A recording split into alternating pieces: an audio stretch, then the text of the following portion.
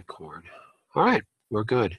Hello, everybody. It is the middle of August 2018. We've been doing these Zoom calls for about a year right now, which has hopefully been a blessing to a lot of people. But I know it does also get overwhelming because if you're new to our clinic, you have 52 videos to catch up on. And that is only about 50 hours. So it's only a week. So in a week, you'll be caught up on everything. Of course, you got to pause everything else in your life. But hey, it's worth it to listen to us all that time. I quite honestly I have never once listened to one of my videos. I can't stomach it.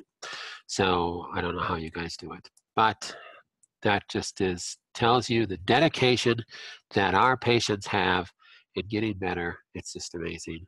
So hats off to all of you.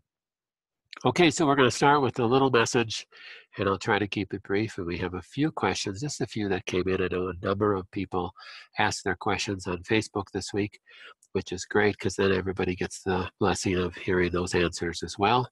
And then we'll open it up to questions. So today's little teeny lesson is going to be on what we all do as human beings.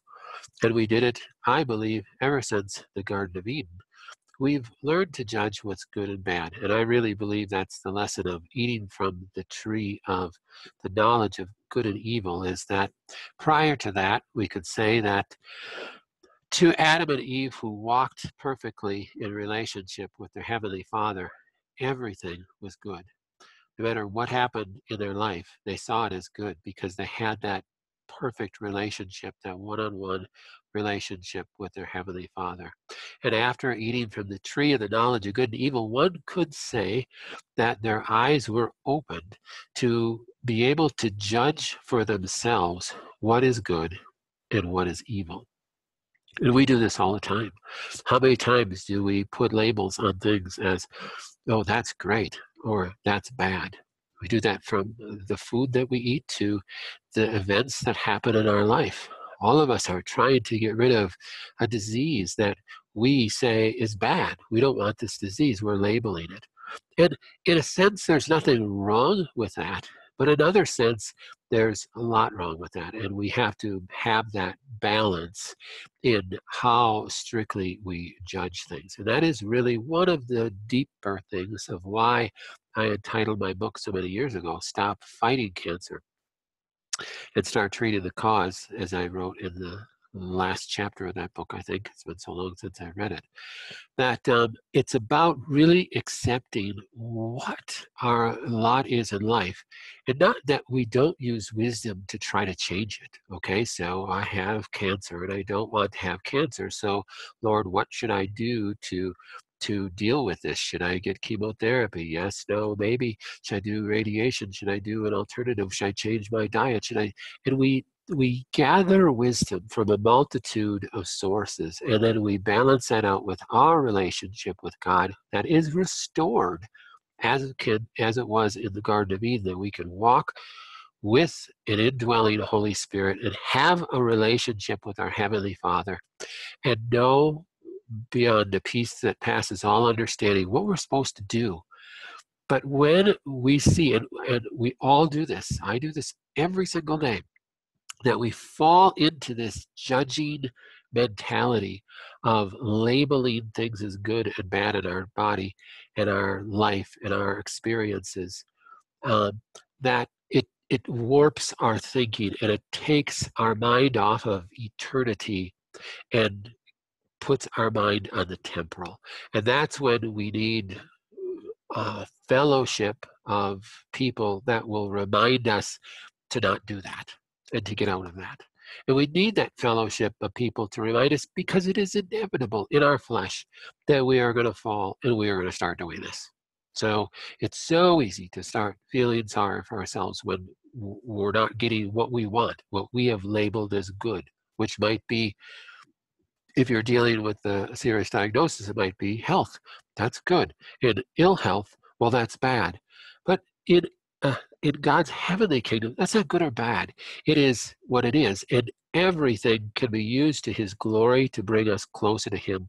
And it's part of God's discipling or molding or shaping us, if we allow it, to make us more like his Son so that we can be more glorious to him on earth, that we can glorify him in every way possible here on earth.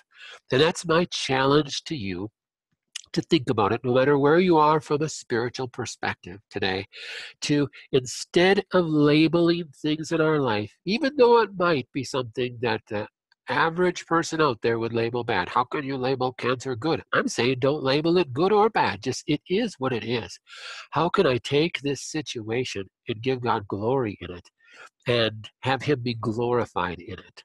I spoke to somebody today that their cancer has spread and they're considering doing chemo, and where their cancer is, I said it would probably be the best idea to do that.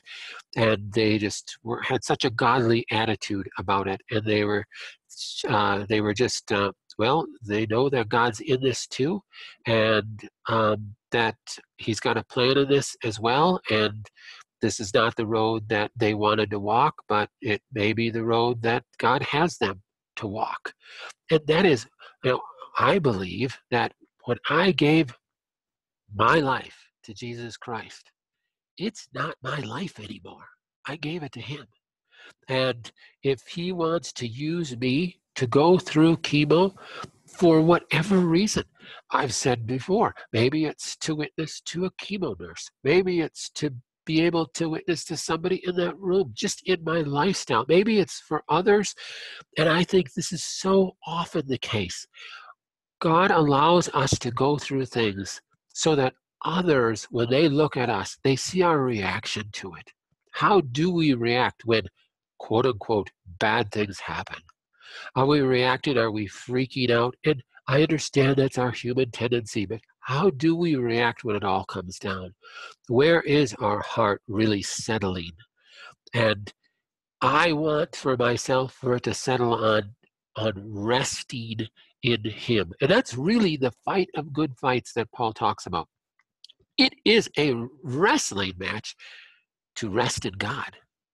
It is a fight to not want to pick it up and do it myself. That is the biggest struggle sometimes in my life, is to trust and to not judge in my intelligence and wisdom of what's good or what's bad. The Bible is very clear in one verse. This is one of my favorite verses. It says, "This too shall pass." And it's a really comforting verse when you're going through really troubled times. This too shall pass. And things aren't going the way you want, and you got a bad diagnosis, or you're not feeling well, or your finances are falling apart. This too shall pass. But it's also a sobering verse when you're on the top of the world and you just got a new boat and you're going to the cabin and your family's all intact and everything's gone right, because this too shall pass. We live in a fallen world with all sorts of quote unquote bad things happening all around us. People die in car accidents at 16 years old. People get hit by a drunk driver of no fault of their own. People have accidents that they couldn't prevent. How does this happen?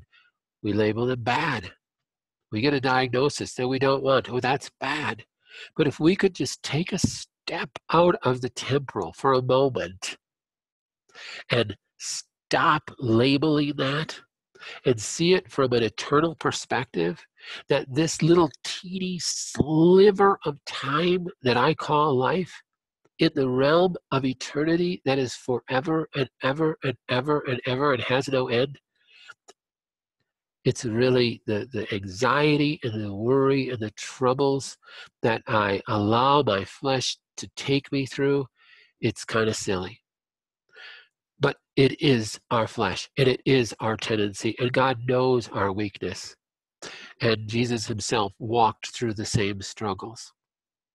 So this is not to shame us for feeling bad or to being mad or to going through anger or to go through different emotions that we go through, but it's an encouragement to to push us to settle on the place after we go through all these mixed emotions and our humanness comes out and it spews out and spills out onto people, and it gets kind of ugly sometimes, that it settles out on a resting in the purposes of God that are bigger than my desires. That I gave myself to him, and if he wants to choose me to go through cancer for some reason that I will not know until I get to the other side, then that's his prerogative. And he loves me enough to put me through that, and I love him enough to trust him that he's the God who raises the dead, and I'm going to spend eternity with him. So that's my encouragement for you today. Remembering our judgment is not always healthy for us. And our fight of good fight is to rest in the plan of God. And when we do have to make a decision, should I do chemo? Should I not do chemo? Should I take this medication? Should I not take this medication? Should I call my son I haven't talked to him for years? Should I not talk to him? Should I drop that relationship? Should I not drop that relationship? Should I deal with this financial burden, or should I not deal with this? It should always come back to the wisdom of God and our relationship with God, and seeing things through an eternal perspective. That's my little soapbox challenge for you today. Now let's get to the questions. Number one, I'm wondering what you think of IV therapy, specifically vitamin C infusions, to increase progesterone levels. Good question. Now, there's numerous studies on progesterone and estrogen function with IV vitamin C. There's numerous studies that show just taking vitamin C will help boost progesterone levels in women that have low progesterone levels. But there's also studies that show high-dose vitamin C can actually decrease progesterone levels and could decrease estrogen levels. And there's other studies that show otherwise. So it's difficult to assess, and I think the studies are a variable because it's variable in different people. So really, I don't know that I would purposely take IV vitamin C to increase progesterone levels. If that's my whole purpose was to try to increase progesterone levels, I wouldn't do IV vitamin C to do that. However, yeah, IV vitamin C, that's one of the hangups is it can increase estrogen levels, and that's one of the problems with cancer patients. So if you are doing IV vitamin C therapy, we don't do it in this office, but if you are doing that, it would behoove you to get your estrogen levels checked, just to make sure that that's not spiking. Another question that came in would be, was my sister started taking Super Beets supplement advertised on TV. She swears it lowered her husband's blood pressure and has helped with digestion and energy. Do you have an opinion on any beet supplements that you provide? Okay, so a Super Beet supplement is just it's another way of just juicing. So all the powdered beets, the powdered greens and such are a way of juicing. I would say that this person probably would have very similar effects if they took a green supplement too. Beets are really good for your liver. Beets can be good for your blood. The only negative with beets is they can be higher in sugar, so you do need to look at the sugar content of it. People that are juicing, typically, especially if they have liver gallbladder issues, I suggest juicing beets. The dehydrated beet supplements like that Super Beet product are other great products too. We don't use that because we use the Greens First product that has a more balanced nutrition in it. It has a bunch of other things. But I think, in general, I think those powdered supplements like the powdered beets are really, really good supplements. So we don't carry that simply because we carry the greens, and it's a more balanced product for people. And those who need more straight beets could get that through juicing. And the other thing is that beets do contain more sugar, so you have to be careful taking too much of those. Next question. Should I consider with any oh, should I be concerned with dairy intake? That's what it was, even if I'm not sensitive to dairy. And I put this slide back up there because, yes, everybody should be concerned with dairy intake.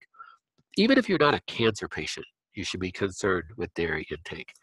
So this is a great slide to demonstrate what dairy does. So dairy, remember, let's just go back to what is dairy.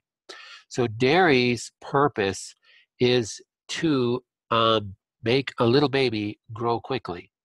So dairy, even if it's raw dairy, organic dairy, grass-fed dairy, the best dairy on the planet, dairy still has a lot of IGF-1 hormone. That's a growth factor hormone in it. So we're not talking about added hormones to make the cow produce more milk. We're talking about just what is in any mother's milk that will help a baby grow large and quick is IGF-1. So IGF-1 is in all dairy. Other hormones are in dairy too because it's a secretion of the mother's gland. So that is going to stimulate mTOR. Dairy also has a lot of protein, and if you're on, if your cancer is stimulated by different amino acids, that can stimulate it. But all those things also stimulate mTOR. So we could say amino acids can stimulate cancer itself. Hormones stimulate cancer itself. IGF-1 stimulates cancer growth itself too. Also stimulates mTOR, secondarily stimulating growth of any tissue. That's what it does. So dairy is supposed to have these things in there. So it stimulates mTOR, upregulates the mTOR pathway, so it increases growth. So, you know, how often should a person be eating dairy if they don't have cancer? My answer is it should be raw and it should be not very often. So, well, I disagree with that because God even promised that the Israelites were going to be going into a country of a land flowing with milk and honey. That's dairy. Well, yes, it is, but how often did they eat dairy, drink dairy? There's not a lot of instances that suggest there was a lot of use of dairy.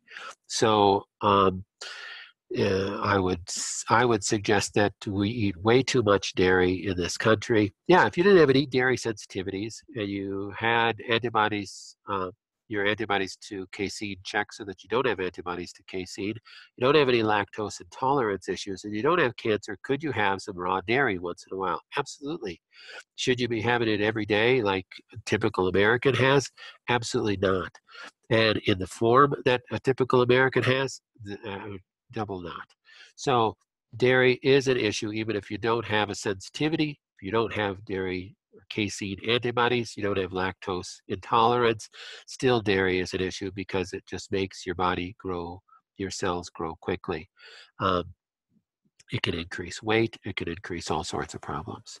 So dairy is for babies and for adults occasionally. All right, so that was the only questions that came in. So now I'm going to unmute you all and open it up to questions and see if you guys have anything that you want to share or argue about or debate or get in a big fight with. Dr. Connors, this is Deb Swartz. I just came to see you Monday, and I was treated with the heat lamp and the sound therapy and the PEMF. Now I'm having pain down my neck and clavicle and chest on the left side. Could that possibly be from congested lymph from being overkill or from kill off? I doubt it. No, down your left side of your front or your back? It's the front. So down your left side. You have to be a little more specific there. Say under your chin to clavicle, clavicle to under the left arm. To the so the only way that would be, that I would say that would be kill off is if a person was killing a sinus infection or something like that. And you were working on that because your lymph drains from your mouth, your face on the left side, down your anterior and posterior lymph chains of your cervical spine, right into your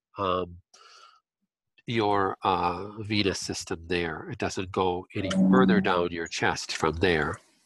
So if your pain goes down kind of down your neck and your left side of your body, that doesn't really flow, that doesn't really follow lymph pattern.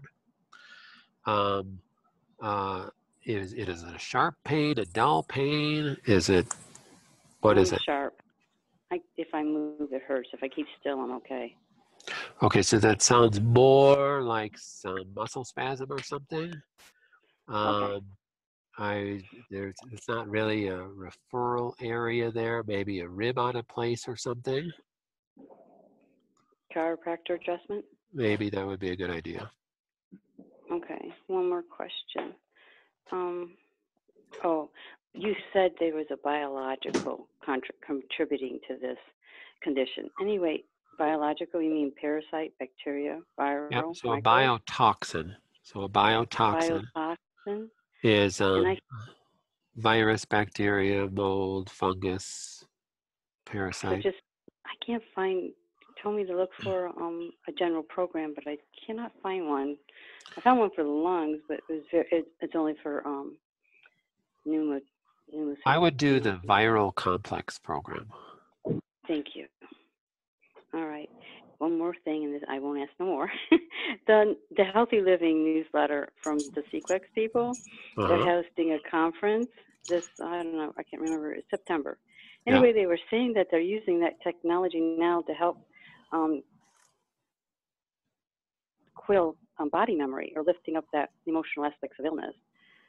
Are you planning on attending that or investigating No, that? because that's in Italy. So I don't like to fly that far, so I'm not going to go to Italy. But I will be getting the information on that, and I think they're going to have a new program coming out that fits in your system. So if they do, we'll get that to you for sure. Oh, thank you so much. All right, You bet. that's it. That's all I need to know. Thank you. Dr. Connor, I wish I could tell you exactly the name for this. You probably will know anyway. I can't remember the name of it, but 2 different people approached me with this machinery that they're saying it sounds like a multi-level marketing kind of situation where they try to get people to either buy it or get treatments, but you lay down on a pad on the floor and they cover you up with a pad, and it's like light, it might be some type of light therapy, and it's supposed to help with circulation, and people are swearing by this that it's helping cure diseases and helping to be more healthy. Is it a beamer? Is that what you're saying? Thinking? Yes. Yeah. That's so a beamer is a low frequency PEMF, and they're good little units. My only problem with the beamer is they're so overpriced because they're multi-level marketing. If you want to get a low frequency PEMF, get what Deb just talked about and get the Sequex, because that is programmable. It's the only low frequency PEMF that's programmable, and it's about $3,000 less expensive. So the beamer is about $7,500. The Sequex is about $4,800 or something like that.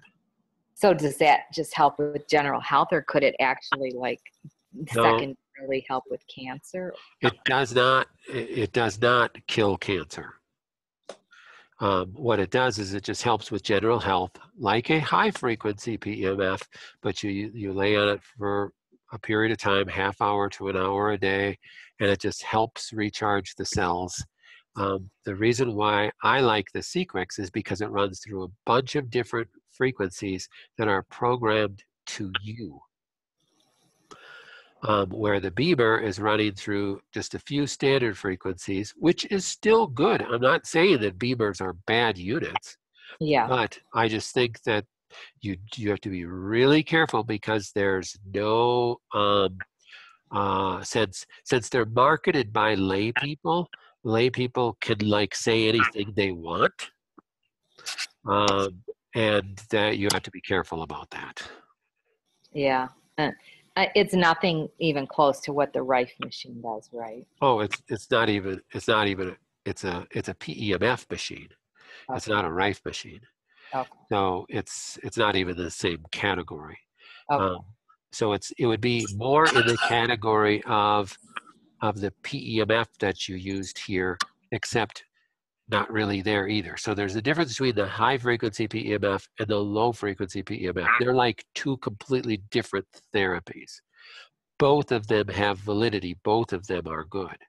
And the Beamer is a low frequency PEMF, and that's that's what the Sequix is too. And the IMRS is another brand out there.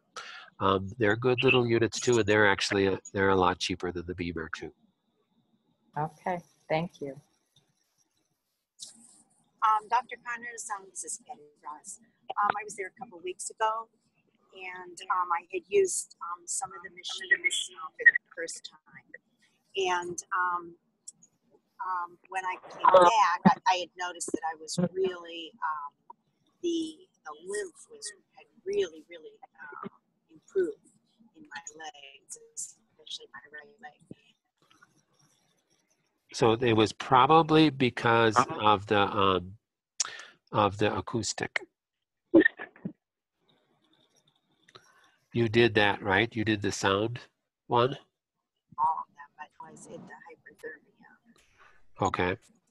So the biggest thing that helps the lymph is the Sequix and the acoustic, I would say. Okay, I did those two also. Yeah, I would say it was probably one of those two. No kidding. All right, because it was like dramatically better. And Well, why don't you come up here and stay for a while? That's what I'm going to have to do next time, I guess. I'm on my way. We have just entered Rhode Island, so I'm my goodness, that's going to be with my grandson for a while here. But that I'll see will you in be a couple fun. months. That'll Yeah, be a lot of fun. It will be. All right, so thank you. I'm a little lost about what the Sequix is that you're talking about. So the Sequix is a low frequency PEMF. We might not have had it when you were here. Oh, okay. I don't know, when did you come? We got October. it. Yeah, we got it in December. Okay. It's a low frequency PEMF that we have an office professional unit that can then scan you, and then you can purchase a home unit that we write those programs on a card, and then you can run it at home every day. And those are the units that are like $4,800. They're nice. Oh, okay. They're really nice little units. So that would be equivalent to the Beamer, but I think it's much better than the Beamer, and the Beamer is more expensive.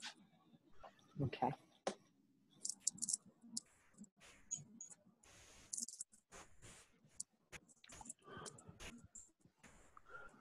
All right. Any other questions? Dr. Connors, I have 5 comments. Can you hear me? Yes. Okay. This is Donna Bruger from Arkansas, and I got my thermography. Angie called me about my thermography yesterday, and she was talking about the lymph and the exercises that are in the notebook.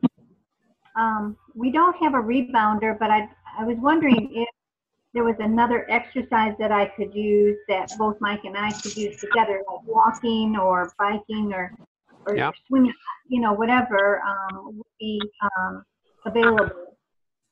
Yeah. So the idea of helping lymphatic congestion is, in order for lymph to move through the lymph vessels, it requires contraction of muscles. Okay. So by doing anything that will involve contraction of muscles is going to help with lymph flow. The other problem with lymph congestion isn't the flow of the lymph through the vessel. It is the stasis of the extracellular, the fluid outside of the cells. It's the stasis of that and not able for it to get into the lymph vessels.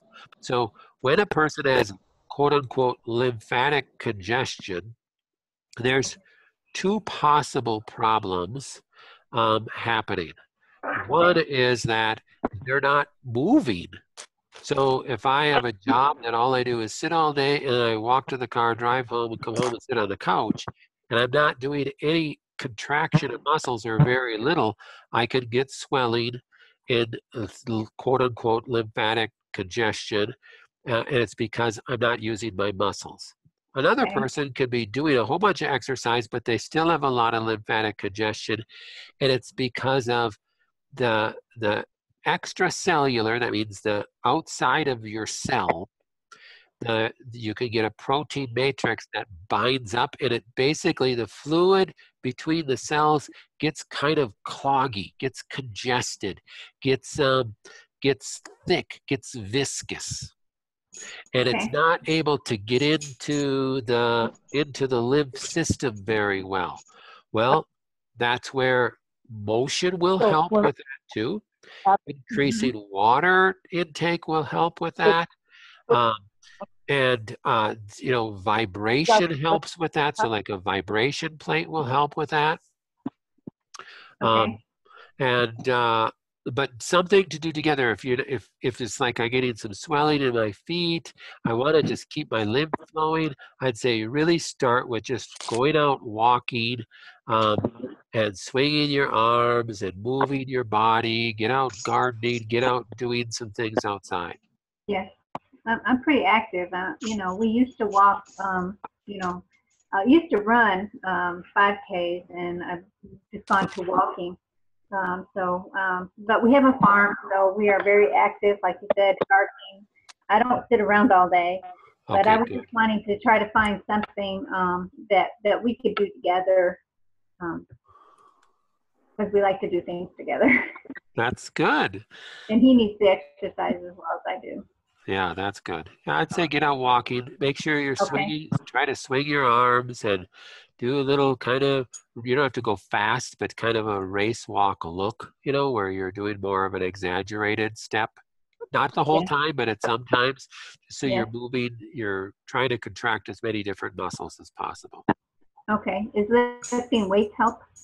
Sure, because you're just, anything that's contracting muscles is going to help. Okay. All right. I can do that. I had one other question. I've seen a video today about lectins, sticky proteins that are in the gut. Can you kind of educate me on those a little bit? Yep. So lectins are a component of a lot of different foods. And there's a lot of good foods that are high in lectins. Now, it's not that many people that have major problems with lectins, and it's most people that have other dietary concerns as well. So if you have a standard American diet and you're not eating well, you're going to develop sensitivities to a whole bunch of different foods. And we can run a food sensitivity blood panel on you, and there's going to be, we really want to count the things you can't eat because there's too many things you can't eat. Those are the people with a lot of damaged gut, and they develop high sensitivity. So as you clean out a person's diet and clean up their diet, and start healing the gut, you start to not have issues with those things. As I know you're listening, you're watching videos and seeing Facebook ads out there and different things, it can get so confusing because goodness sakes, I can't eat anything. But in truth, you have to look at things also from a perspective of how did God make us to eat. And our tomatoes, which have a lot of lectins in it, are they something we should eat? Well, sure, but are they something we need to eat every single day? It's about having that balance. And I've always been an advocate of trying to eat in season, but goodness sakes, you can go to the grocery store and get apples any time of the year. Used to be only you could buy apples in the fall. But I think there's a purpose behind the plan of harvest, that things are not available all the time. And there's a purpose, and we get back to doing like a fasting type diet now and then, of fasting now and then, and fasting certain foods now and then. We especially from a cultural standpoint, get in the habit of eating the same type of things. You know, you're Italian, you eat spaghetti sauce and pasta every day. Well, you're going to have gluten issues, and you're going to have lectin issues, and you're going to have vasoactive amine issues from the tomatoes too, and you're going to have all sorts of problems because we weren't meant to eat that way. So we're meant to eat a rotational diet with a lot of different mixes, learning to fast. I mean, a full, you know, time fasting, time restricted eating at different times, and then fasting different foods at different times. Okay. Very good. Well, thank you so much. Have a blessed day.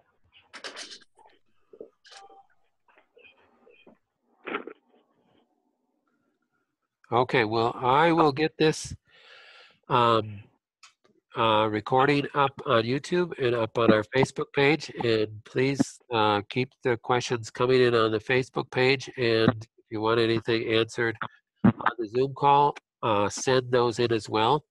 I wish you all a nice warm August afternoon, and know I'll be praying for all of you. Have a wonderful day.